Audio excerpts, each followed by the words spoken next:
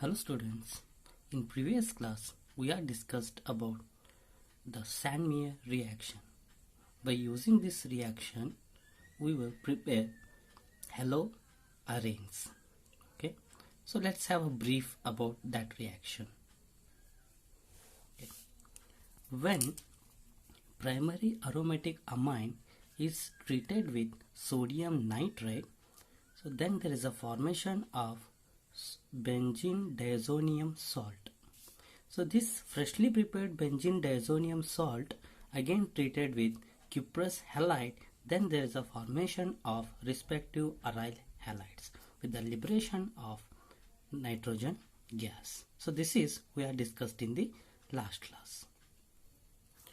Today let's discuss more about the preparation of aryl halide by using electrophilic substitution reaction. Before that, let's discuss about the electrophile. What is meant by electrophile? So electrophile means what? Loving. So electron loving species are called electrophile, or it can be also defined as electron deficient species are also called electrophile. So here in this reaction, electrophile is attached to the benzene, so that only we call it as a electrophilic substitution reaction. Okay, so let's have an example. The preparation of chlorobenzene and bromobenzene can be easily prepared by direct chlorination or bromination of benzene. Chlorination and bromination means what? The formation of chlorine or bromine with a benzene is called chlorination or bromination. Okay, so this reaction are carried out in a dark because it can be easily formed in the presence of Lewis acid. So Lewis acid means what? Which can be also called halogen carrier. By using this catalyst, we can easily prepare chlorobenzene or bromobenzene. Let's have an example here.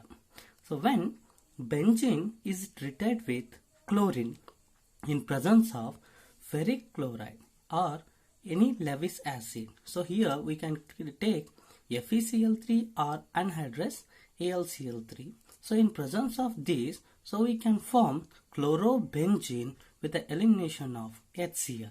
Or if you want to prepare bromobenzene, so the same thing, benzene is treated with bromine anhydrous FeBr3. So then there is a formation of bromobenzene.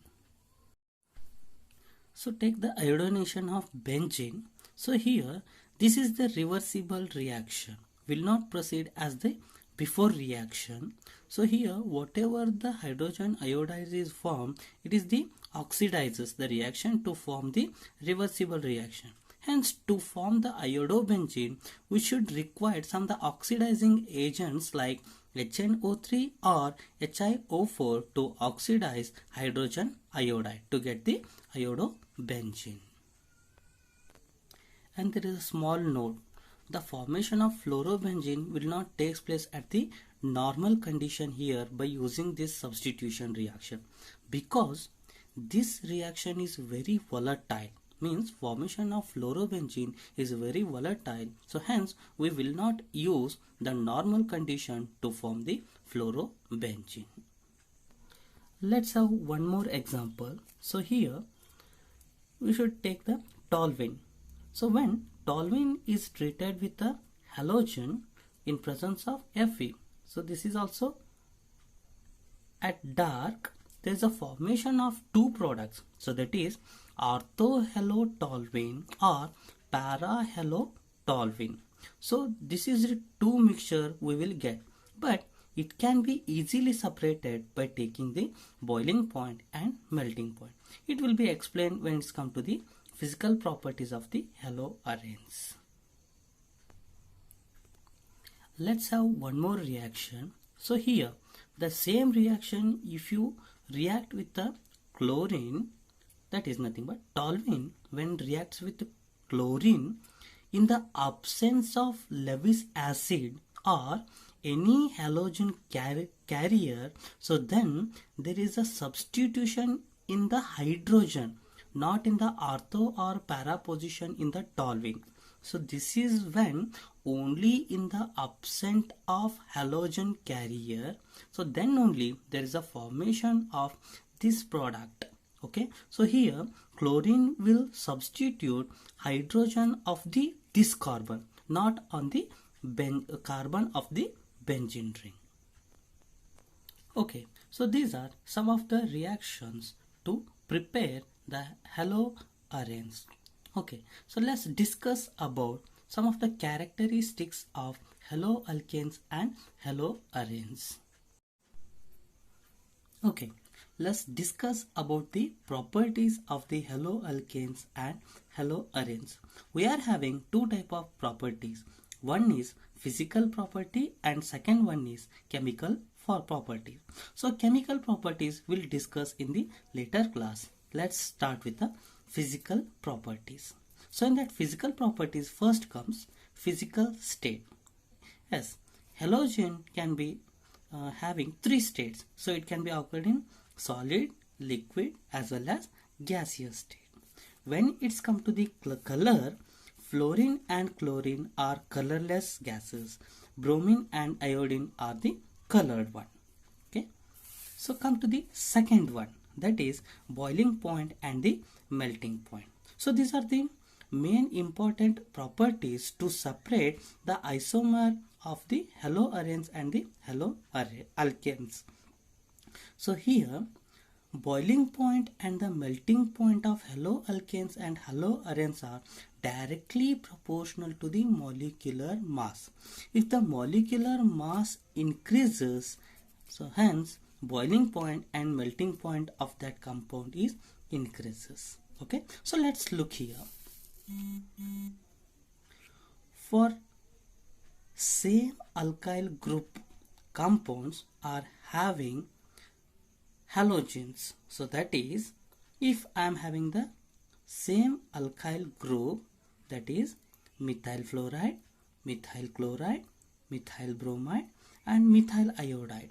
So all are having the same methyl group, that is nothing but a alkyl group, but only the change in the halogen atom, fluorine here, chlorine here, bromine here and this is iodine. So out of these, whichever having highest atomic mass, which one is having the highest. Okay, out of these alkyl halides, so which alkyl halide is having more molecular mass, which is having the highest boiling point and the melting point. So out of these four, methyl iodide is having more molecular mass, hence it is having the boiling point of 315.4 Kelvin. So when it's come to the methyl fluoride, so it is having the boiling point of 194.6 Kelvin. So this is because of the van der Waals force between the alkyl group and the halogens. Next come to the second one. For same halogen atom, if the number of carbon atom changes, so then if the number of carbon atom increases, then the boiling point and the melting point of the alkyl halides also increases. So that is, consider an example of methyl chloride, ethyl chloride, propyl chloride. So out of these three, all are having the same halogens, Cl, Cl and Cl. So there is a only increase in the chain, that is here it is having one carbon, here it is 2 and here it is 3.